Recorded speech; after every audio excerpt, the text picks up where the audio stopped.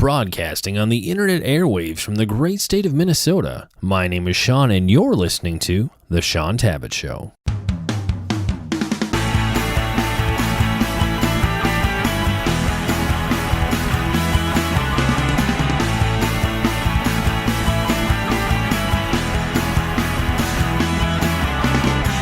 Today, my special guest is Bob Hasson, and we're discussing his brand new book, The Business of Honor, Restoring the Heart of Business.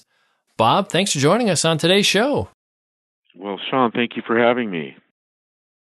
Well, first off, Bob, I'd love to give the listeners an opportunity just to kind of connect with you, get to know you a little bit better. So let's start with the Bob Hasson origin story. What are a few of the things that we should know about you? What's interesting? Well, let's see. I am one of two kids. I have a younger brother. I've been married for 30 years, and I have 4 children, 2 boys, 2 girls. I married the love of my life. I found the Lord when I was 18, or the Lord found me when I was 18, more importantly, on Easter Sunday at Calvary Chapel in Costa Mesa with Chuck Smith. And I've been operating a business and serving the church all those years, which means that I've made all my mistakes as a believer. So I understand the grace and the mercy of our Lord, which I really, really appreciate. That's a good summary. Thanks for kind of giving us the elevator pitch version of your background. I always love to have a little bit of context just to let the listeners know where you're coming from as we dig into your book. And next, let's get into what I like to think of as the story behind the book. It sounds like writing a book wasn't something that was on your radar for a long time. So would love to just hear that story of, was there kind of a catalyst or spark moment that all of a sudden catapulted you down this path of writing The Business of Honor? How did that first get started? It's interesting. I have this great friendship with Danny Silk, and he wrote his 2 books, The Culture of Honor and Keep Your Love On, are actually put words to my life.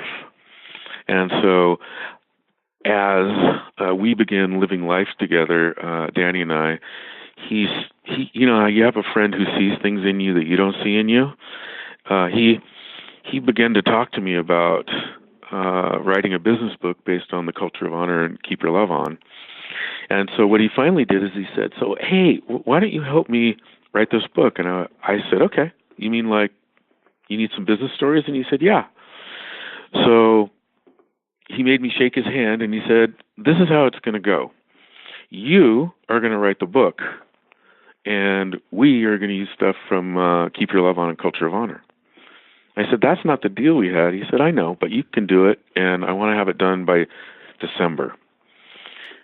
And so that's what we did. We wrote this book. We used a lot of his material and a lot of other source material within the book, but the catalyst was having a friend who believes the best in you, saying, I really believe God wants you to do this.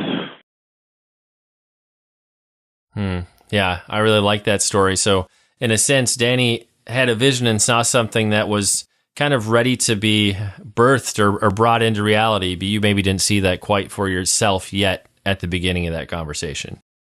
Right. I am a behind the scenes guy, so I'm the guy who is helping leaders with strategy, and so I'm used to being kind of behind the scenes, and this has definitely changed what my 2018 is going to look like. I'm actually not sure. I have the steadiness of knowing what my business is doing and what my family's doing, but the release of this book is it's going to be interesting to see where God takes it.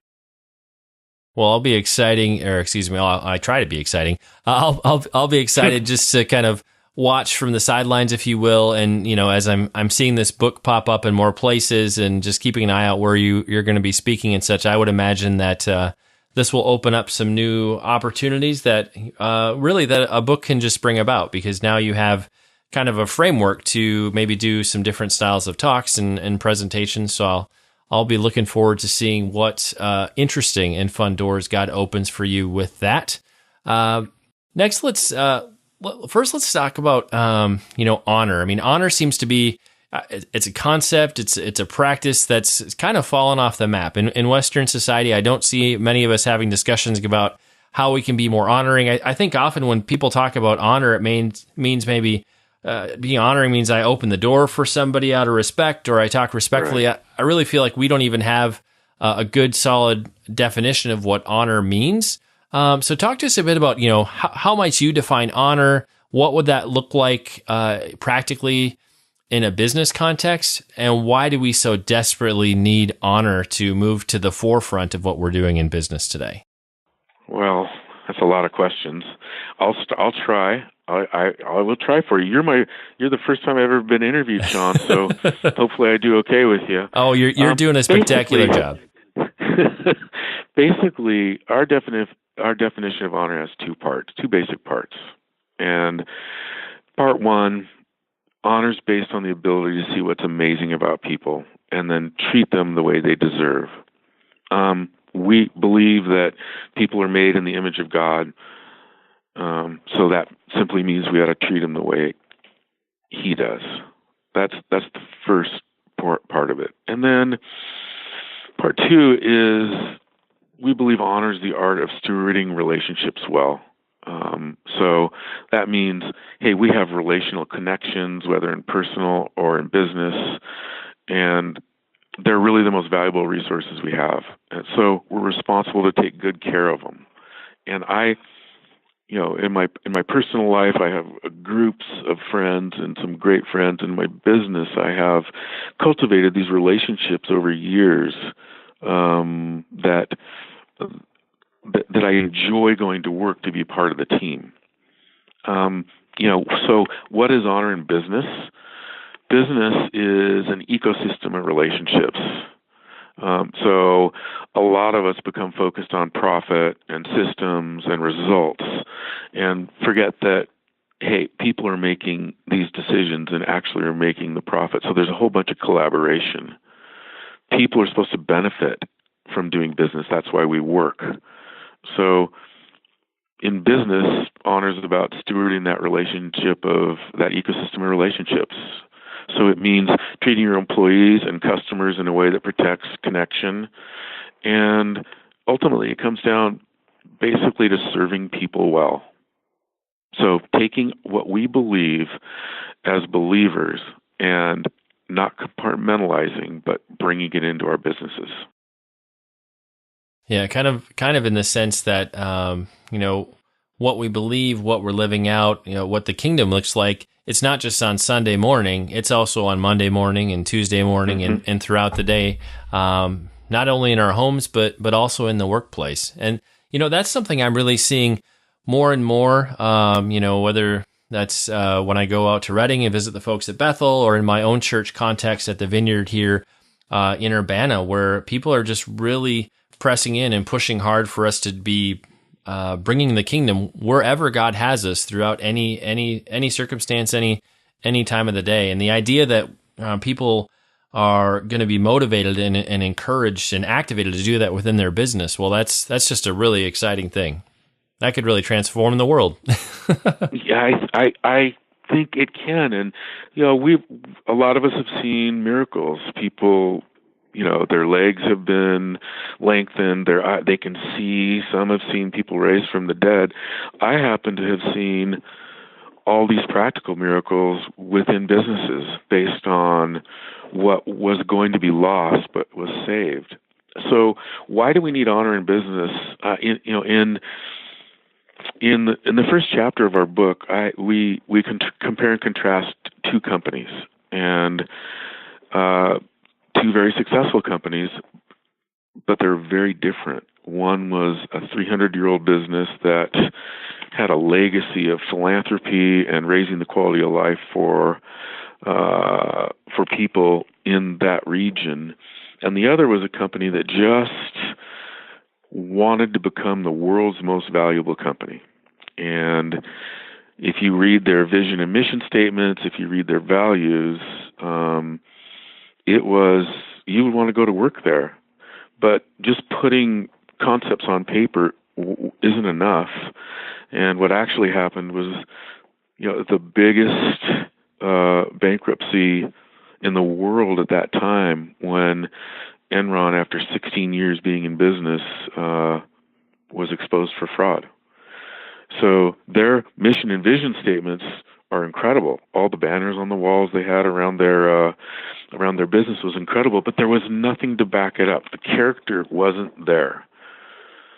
And, so we talk a lot about character, we talk a lot about honor, but in business, we would like to put the we before me. We'd like to be generous with our compensation packages and our praise for people. We want to build high trust and collaboration. We really want to make decisions as a team. And we want to have a long-term vision. That, if our businesses or if the places, departments we work in could adopt some of those things, I think we would see a massive change in not only productivity, but worker retention also. Yeah, and I think as a guy who's worked in some larger corporate settings for some software companies, I've worked for a number of different Christian ministries and kind of Christian media focused businesses, and no matter what the business context, I think we've all seen sometimes where vision and mission statement might be one thing, but how things practically work out on a day-to-day basis behind the scenes and where decisions are made, there can often be a real disconnect there. And it's interesting to think of that, I'm going to say one thing and do another, but if we can get to a point where we're transparent and real, we're actually doing what we say we're going to do, I think that not only is that going to be interesting to the people internally inside our own companies, but I think that's going to be interesting to kind of other businesses, other people who are interacting with the world around us. I mean, the idea that people would actually be on mission and do what they say they're going to do, sadly, that's kind of a revolutionary concept these days. It is. A lot of people have been taught that they need to evangelize in their business. In my opinion, telling the truth and doing what you say you're going to do is revolutionary. And so people have asked me, why is your company so different? Why are you such a good service company? Well, I don't know. It's because we do what we say we're going to do. We honor a contract. We honor a handshake. We honor something we say that we're going to do. We do it. And our mission is to serve. So I think that a lot of that's missing in business. And that kind of rolls into the issue of identity. Our identity is that we are children of God. We serve the Most High, and when we go to work, sometimes we forget that, and it's the cutthroat attitude. It's the fittest shall survive. It's however you have to climb. But if we can get secure in identities that we're children of God and not live like out of an orphan mindset, and what I mean by an orphan mindset is obviously an orphan is someone that does not have parents. And so an orphan learns to live and survive by themselves.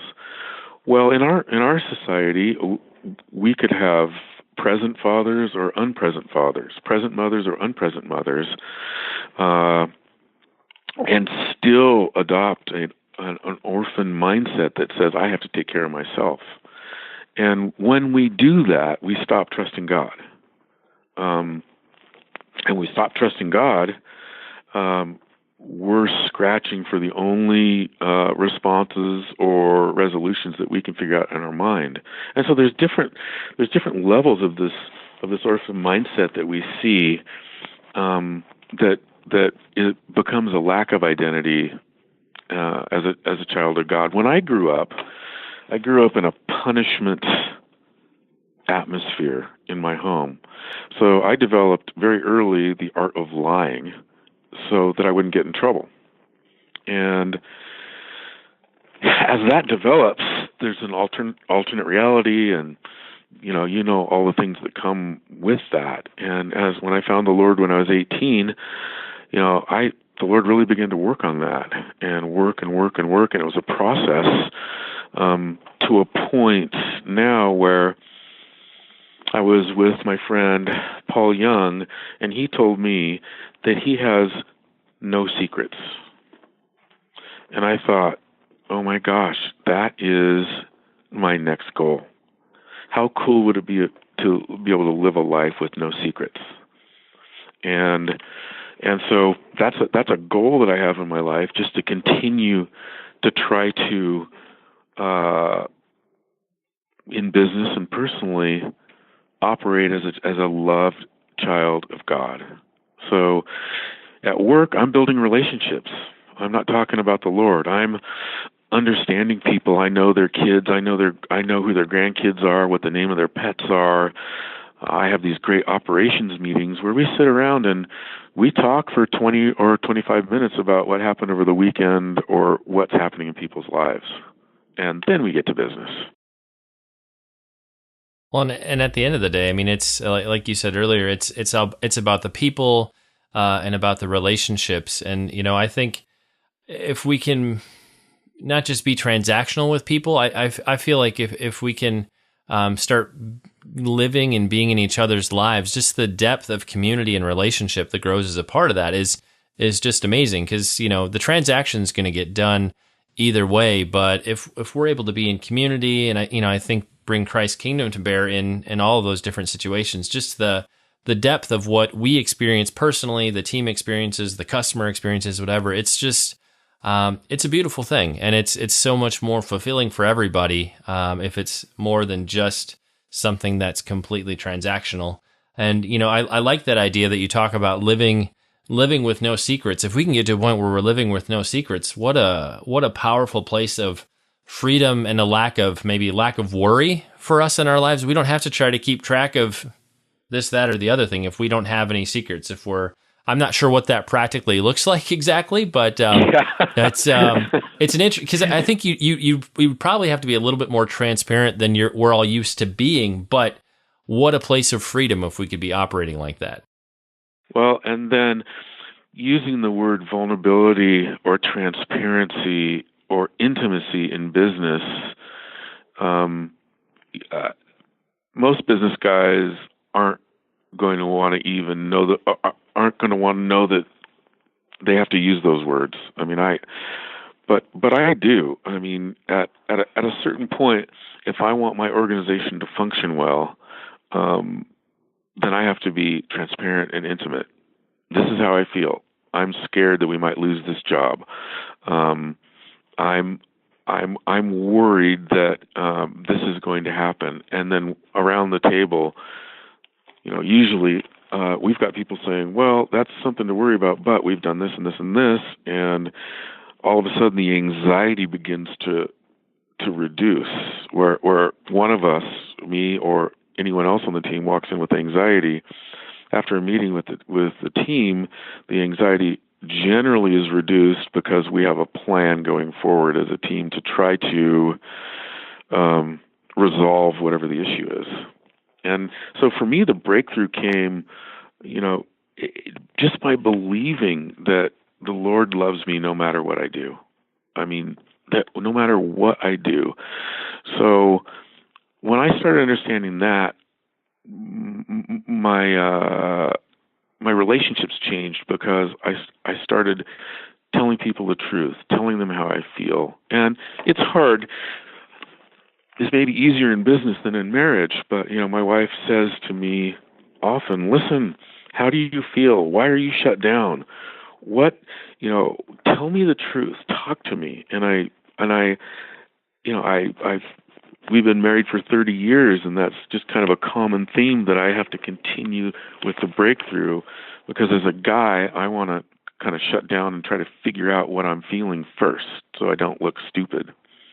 But, I'm choosing actively to trust, to ask for help, to be vulnerable.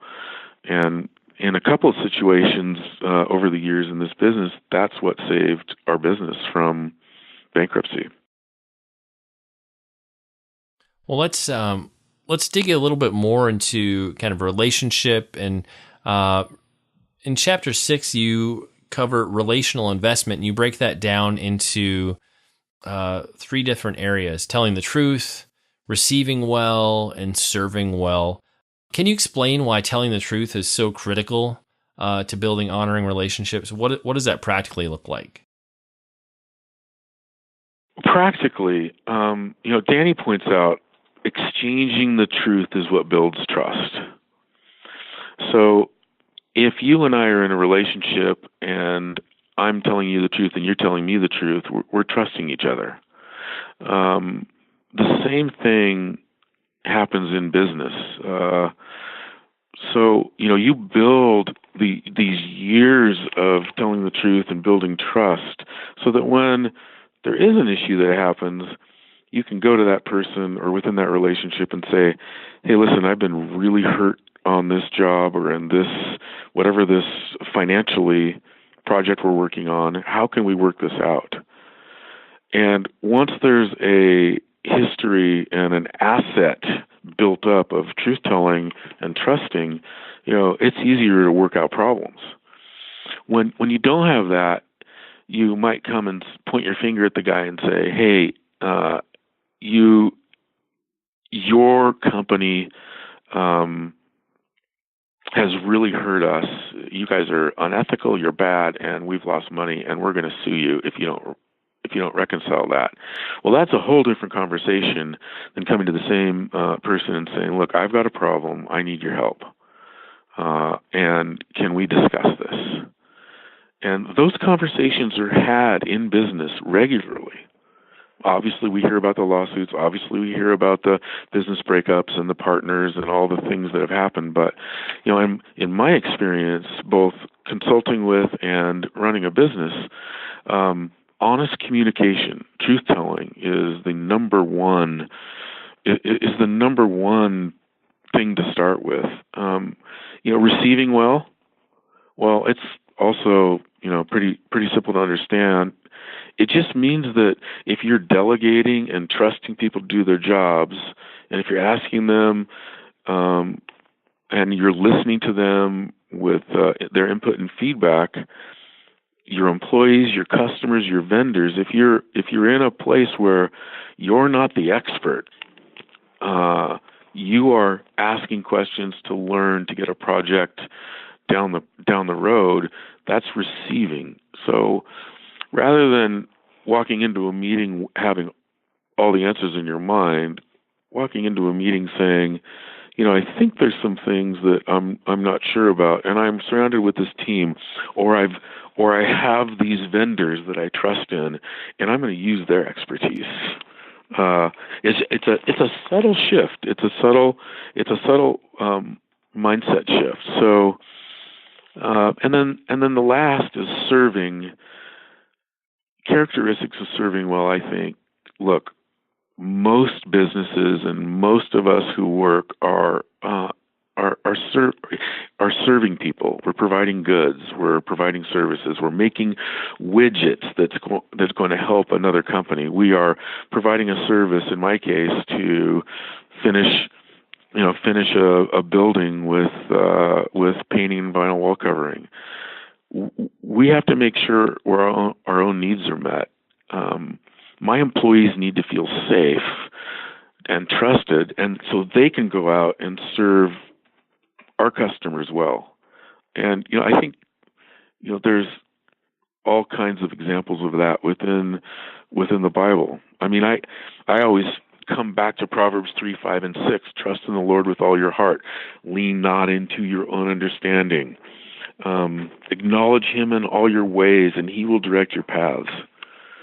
So I try to adapt that into situational things practically in my life. Next, let's get into kind of an area I think that makes us a little bit nervous in a business context, and that's feedback and accountability. I think on the one hand, we want feedback and we want to be held accountable so we can know how to do better, so we can know how we're doing a good job. But that's also really scary because that means sometimes people might be telling us things we don't want to hear. What does it look like to live that out in a way that's honoring to our business relationships? Well, in my business and in my personal life with my friends, we have an open ability because we've been telling each other the truth for a long time. So our culture, or the culture that I'm a part of, is a culture of telling the truth and trust. So we know that we all have blind spots. We all make mistakes. We need people to help us and adjust and all those things. In business, one of the things that I see in larger business is that there's these systems, feedback and accountability systems. So people are relying on a system. Once a month you're going to have a one-to-one meeting. Once a quarter you're going to have some type of review. Once a year you're going to have your annual review, and it becomes a system. And so what I like to talk about within groups or teams or smaller businesses is employing this culture of daily, weekly, monthly truth-telling and receiving well. Then I can walk into somebody's office and say, hey, what's going on? And they can say to me, look, you made a decision over here that we didn't agree with as a team, and I think we have to reassess it.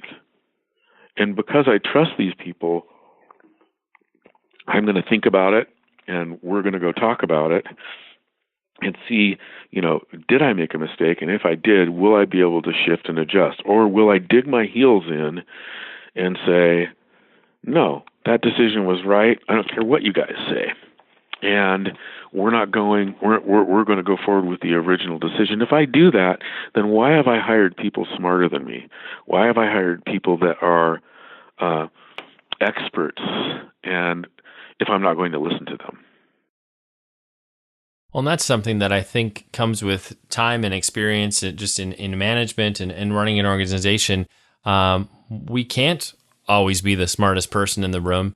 And it's actually a real win for everybody if and when we hire those people who are smarter than us. But it's kind of a humbling thing to learn to be able to operate within that, because we need those people. And even if we're managing those people and we're in leadership over them, it's not bad for them to know more than we do. In fact, we should capitalize that and use that for everybody's benefit and betterment. Well, yeah, Philippians 2:4, don't think of yourself more highly than you ought to, but look out to the interests of others. I mean, in what we're talking about right now, to me, that scripture is perfect for, because, hey, hopefully we're all trying to get a job done. And hopefully we're rowing all in the same direction. Jim Collins in his book, Good to Great, he uses the metaphor of the bus, making sure the bus is going in the right direction, making sure that people are on the correct seats in the bus, et cetera, et cetera. And I think that having a humble heart in order to manage a team or a department, or work in a team and on a department, this is what really is going to build a difference. I mean, we've seen larger organizations where we've talked to teams, and a team has started to employ this sort of culture of looking out to the interests of others, and that team has begun to set records or come to the top of the organization.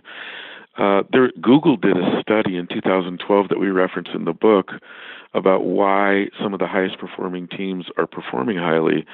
And at the end of the day, it's because there was a trust relationship built, not because they had the smartest people, not because they had the best ideas, but because the team trusted each other.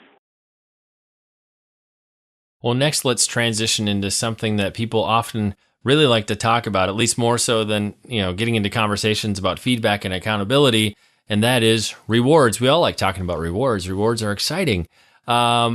there's a difference in types of awards. I think I often think of this in a sense of what might motivate people to do a good job. I mean, on the one hand, there can be financial rewards, but sometimes more important than financial rewards, there might be rewards of autonomy and freedom.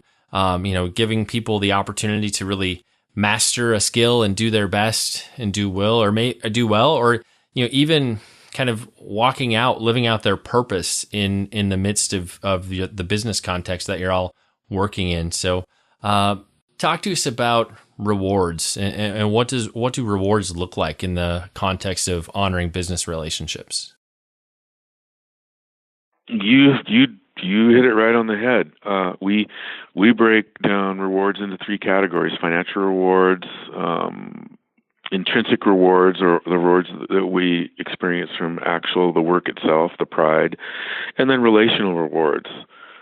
But first, I think in one of my first value is to raise the quality of life for people that work within my company. So I am looking to pay higher than industry standard. I am looking to have a place where where my wage is better than the living wage, is better than the average. I'm looking to reward people financially for great jobs done with bonuses or time off or whatever the perks are. I'm looking at the success of my business through a lens of eyes that the people who work together have created that success. So, whether you want to call it a financial reward or actual payment for a job well done, that's the first thing. I want to overpay my people, and I want them to know that they have freedoms of not being micromanaged, of actually listening to their opinions, that they matter. The intrinsic rewards is when we either win a job or when we finish a job. Here we are. Wow, we all did a great job on getting this multi-year project done. And Matt, you were amazing as a project manager on this. Thank you. And Rich, your work within the estimating that as you worked with Matt was amazing. We all did a great job on this, and our field guys, they got the work done. And so there's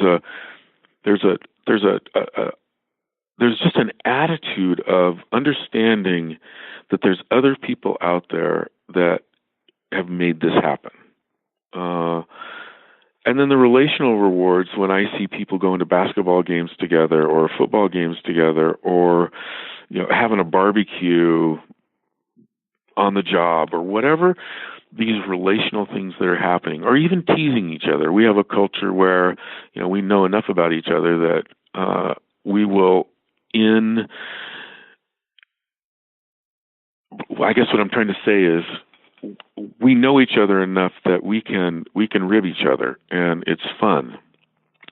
So these are kind of some of the rewards. We have a culture where every summer we have this little competition where we have a trophy, and we spend a couple weeks doing dumb activities like miniature golf or darts or billiards, and we compete and bowling. So we go out and we just do these things, and then a trophy's awarded, and we all spend time making sure that the person who won the trophy knows that he didn't really win. And it's a culture that we're building of these rewards. Obviously, if someone's family gets sick, hey, I'm the first guy saying, go take care of your family. Don't worry about it. And that is kind of the reward culture that we live in. That's really helpful. I appreciate that extra context. I mean, I know in my own management context, I've often described this as kind of not forgetting where I came from, remembering what it Right. was to be the guy or gal starting out in that entry level position, and remembering what, not only the financial aspects of that job were fulfilling, but what are all the other ways that makes, you can make that person feel like they're valued and they're doing a good job. And so for me, throughout my entire career, I always have tried to remember, what was it like to be this person just starting out, and how can I support them and benefit them? Because, as we move forward and progress in career, and we're making more money and we move into higher positions, we have different benefits that we realize just by definition of where we're at. Yet if we're over people who are in positions that are lower down in the org chart, so to speak, I always think it's crazy important to remember what it was like to be that person when you were there 5, 10, 15, 20, 25 years ago, so we can love and serve that person well, regardless of where they are in the organization. I know for me, that's always helped me to be very grounded in how I treat and lead my staff throughout the last decade plus. That is really good. I just really agree with that. That's really good. Well, how do I want to ask this? I think one of the most difficult things with putting together a book is that on the one hand, you're kind of preaching and teaching, so to speak, to others, but you're sort of preaching and teaching to yourself as you go through the process of kind of refining and compiling your thoughts and putting them together in a book form. So I guess my question for you, Bob, would be, as you look forward to now, this book is out and you're going to continue to be managing in your organization, and you're going to be doing more coaching and speaking with others about these sorts of things. How will you maybe say guard your heart as a leader, so you can keep kind of practicing what you preach, but maybe, make sure you're not kind of hitting a wall or somehow crashing, because you put yourself out there a little bit more now that you have this all together in a book. Yeah, it's having close friends, having intimacy and vulnerability. I have regular connections with a few close friends that know everything about me. And so when I isolate, or when I start hiding, or when I become unavailable, I've got people looking at me going, "What's going on with you?" And let's have coffee. Where I might not want to have coffee, because I know when I sit across from my friend, he's going to look into my eyes and he's going to demand, where have you been? Why have you been isolated? Why have you been hiding? And I'm going to answer him. So I think that's the biggest place, is to have a close circle of friends who you have let them into your life, and they have let them into their lives, so that we can live life together. I don't want to hide. I don't want to become isolated. I don't want to compartmentalize. But the pressures of life and business sometimes cause us to do that. And we all have heard the story of, hey, where did so and so go? Have you heard from so and so? No. And all of a sudden nobody has, and everybody gets worried. So I'm trying to close the distance in my life between the time that something happens that would cause me to isolate and the time that I open up. It's the same principle that I have with closing the gap with the Lord. When I sin, I don't think the Lord is concerned about my sin as much as how I have isolated myself from Him by not coming to Him. So I'm always trying to come to Him faster, instead of a week, a day, instead of a month, a week, however it works out. I'm trying to get back to the Lord sooner than I can. And the close relationship with friends is what really helps me to do that.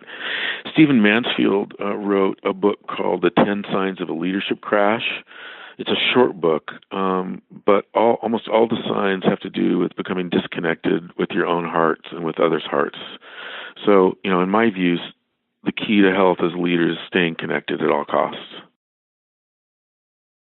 Well, and for my next question, I think you've kind of alluded to some of this throughout the interview, but you and Danny talk about leaders fathering and mothering in their organizations, and I think in the conversation before we jumped into the actual interview, you talked about having more of a kind of even a fathering or mentoring stance towards other people that you're maybe even working with outside of your organization. So talk to us about what do you mean by that, and what does that look like, where you're really, I would say in many regards, bringing the heart of God the Father to bear in these different relationships.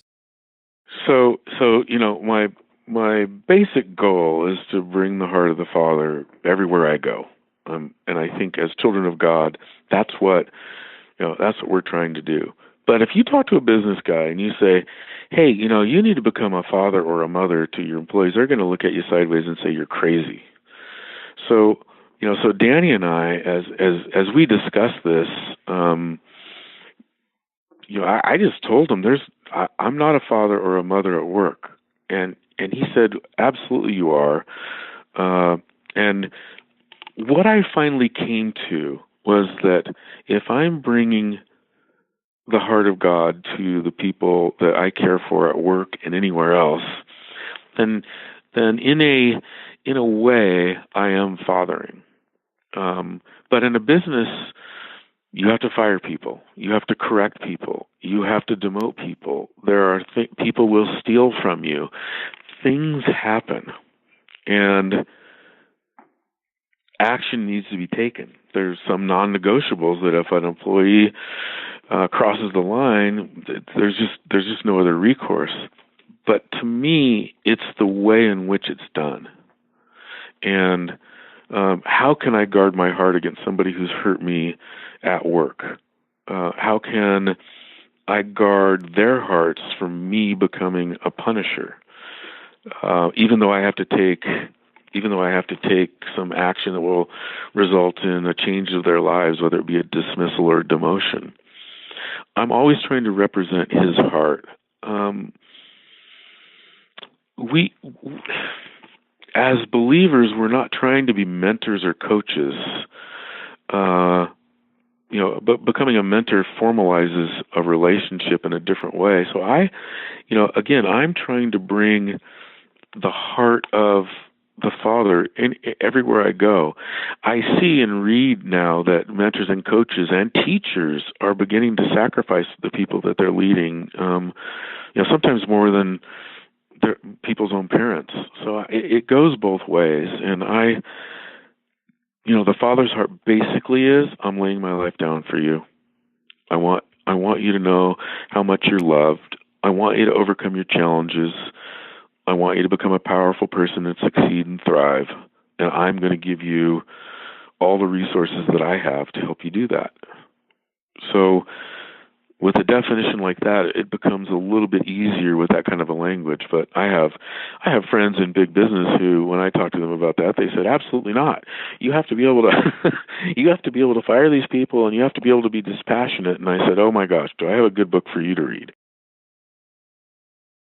Oh, yeah, that is so true. It's interesting how it can sometimes be a fine line and a difficult road to navigate. Just, in talking with friends through the years about, especially people who are facing circumstances in business where they're maybe having to lay somebody off or having to fire people. I mean, I look them in the eye and just, will say that is honestly one of the hardest things in my professional life I've ever had to do, because I feel so deeply what it would be like to be in their shoes on the other side of the table. Yet there are times, just in the context of operating and running a business and an organization, where hard decisions have to be made and changes have to happen.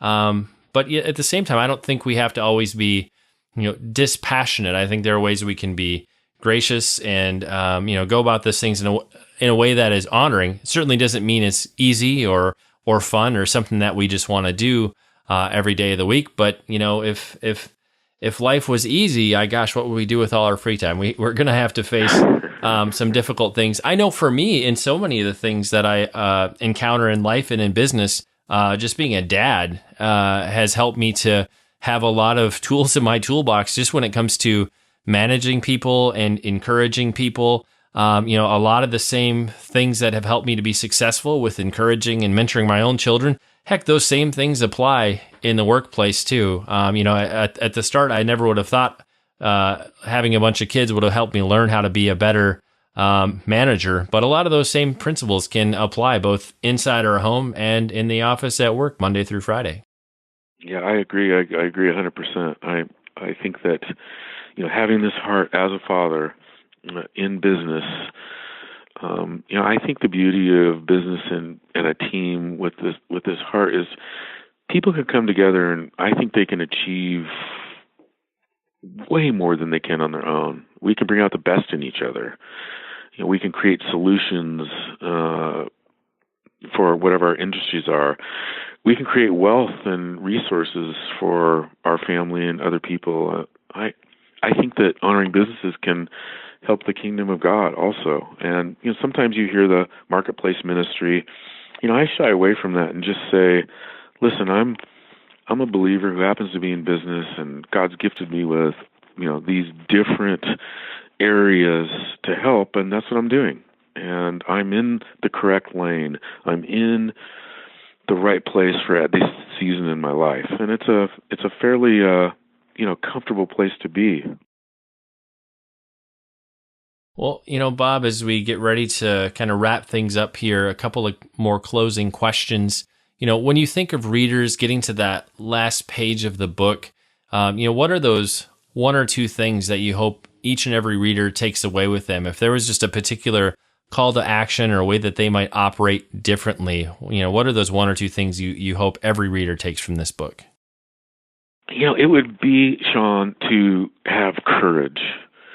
That courage for the practical things in life, understanding that the Lord cares about your finances, about your work environment, about the relationships that you have at work and personally, and that not to compartmentalize, from in between the walls of the church to in between the walls of business. I think that honor is a thing that we can fight for and can really change people. In the last chapter of the book, I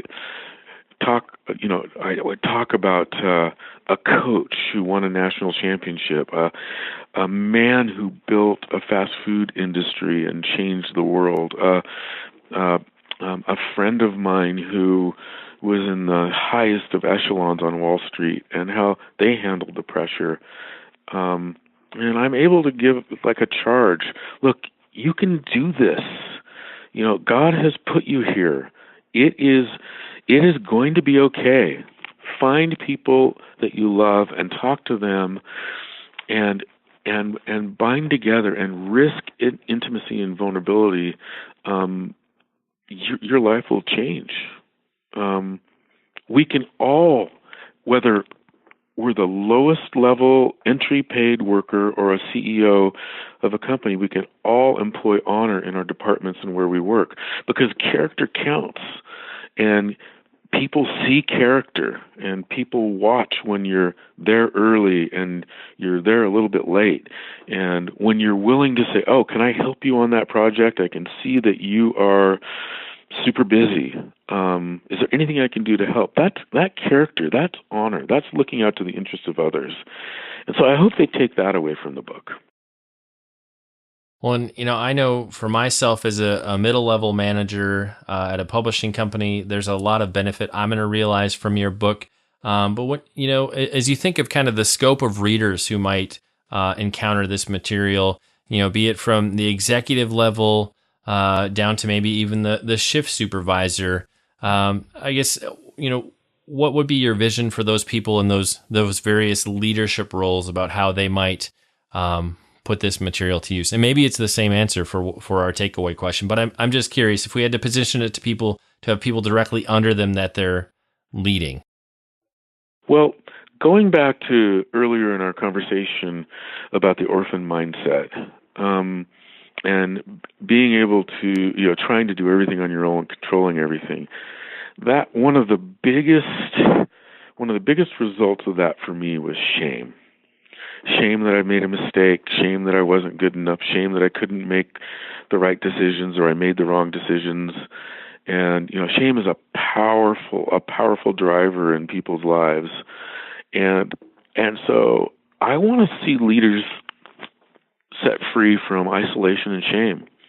The first thing that I would do is when I made a mistake or had problems, I would isolate and then feel ashamed that, I didn't make that decision, or I should have made that decision, or I can't believe I did that. You're so stupid. I mean, these voices that happen in business it's a rough place.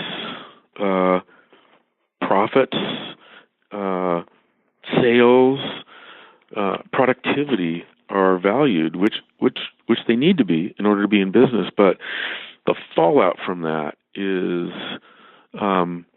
this the shame and isolation. So I think that by recognizing positionally who you are in the Lord as a child of God, and that you can take these things that the Bible is replete with and bring them into your business and actually begin to build relationships within the business. I mean, I think for some that's a new concept.